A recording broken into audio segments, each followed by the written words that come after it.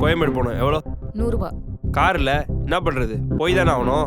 வா வண்டி எடு. சொல்றா தம்பி. டேய் நாகு, டேய் டேய் பாத்து எந்திரி பாத்து. சாரி தம்பி, அவசரமா போனோம். அதான் நீ வந்து ஆட்டோ எடுமா. டேய் அறிவில்ல, ஆட்டோல இருந்து கீழே இறங்கு. ஏய் நான் ஏற சொல்லிட்டு இறங்க சொல்றேன். ஒழுங்கு மரியாதை இவனை தள்ளதுக்கு சாரி சொல்றேன். அவன் ஒரு நொண்டிக்காலு தொட்டதுக்கே கீழே விட்டான். அதுக்கே ஒரு அரசியல்வாதியை சாரி கேட்க சொல்றியா? நான் வேணா உன்னை தொட்டு தள்ளி விட்டு சாரி கேக்கிட்ட செருப்பு பிஞ்சிடும் பொறுக்கி நாயே. உங்களுக்குலாம் எங்களை பார்த்தா எப்படிடா தெரியுது? அரசியல்வாதினா நீங்க என்ன வேணாலும் பேசலாம், அனுசரிச்சு போணுமா? என்னால முடியாது. தப்புனா நான் இப்படிதான் தட்டி கேட்பேன். நான் எப்படி பார்த்தா நீ பேசுற விஷயத்துக்கு உன்னை நான் அரைஞ்சிருக்கணும். ஏய் நான் நினைச்சா உன்னை இந்த ஏரியால ஆட்டோ ஓட்ட விடாம பண்ணுவேன். பாக்குறியா? தெரியும்டா, உங்களை மாதிரி ஆளுங்களை இப்படி எதிர்த்து கேள்வி கேட்டா முதல்ல உங்க தொழில் மேலதான் கை வைப்பீங்கன்னு தெரியும். உங்களுக்குலாம் நேருக்கு நேரு மோத பயம். கேவலம் ஆட்டோக்காரி நீ என்ன எதிர்த்து பேசுறியா? நான் மக்களுக்காக வேலை செய்யற ஆட்டோக்காரி. உங்களை மாதிரி மக்களை ஏமாத்துற அரசியல்வாதி கிடையாது.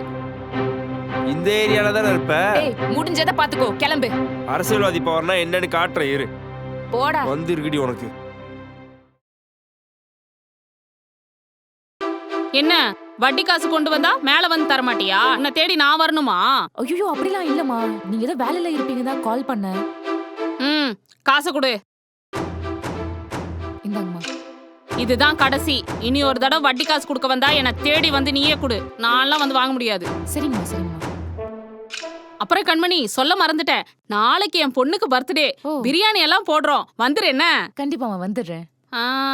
அப்புறம் உன் கூட சொத்துமே ஒரு நொண்டி. மா அவனை நொண்டின்னு சொல்லாதீங்க, அவன் என் தம்பி மாதிரி.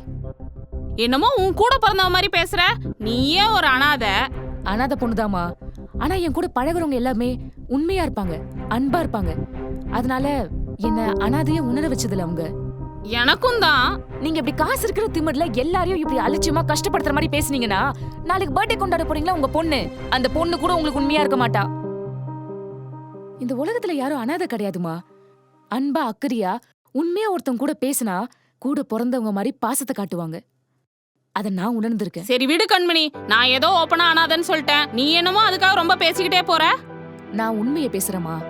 வாழும் போது அனாதையா இருக்கலாம், ஆனா சாகும் போது அனாதையா சாக கூடாது. அதுவும் வாழறப்ப சொந்த பந்தெல்லாம் இருந்துட்டு சாகுறப்ப அனாதையா சாகுறவங்க அன்பை அலட்சியப்படுத்துறவங்க. சரி சரி, நீ நாளைக்கு வா. நான் பேசினது எதையும் மனசுல வச்சுக்காத என்ன? மனசுல வச்சுட்டு பழி வாங்குற புத்தி எனக்கு கிடையாதுமா. நான் வரேன். உங்க பொண்ணுக்கு ஹாப்பி பர்த்டே சொன்னு சொல்லிடுங்க.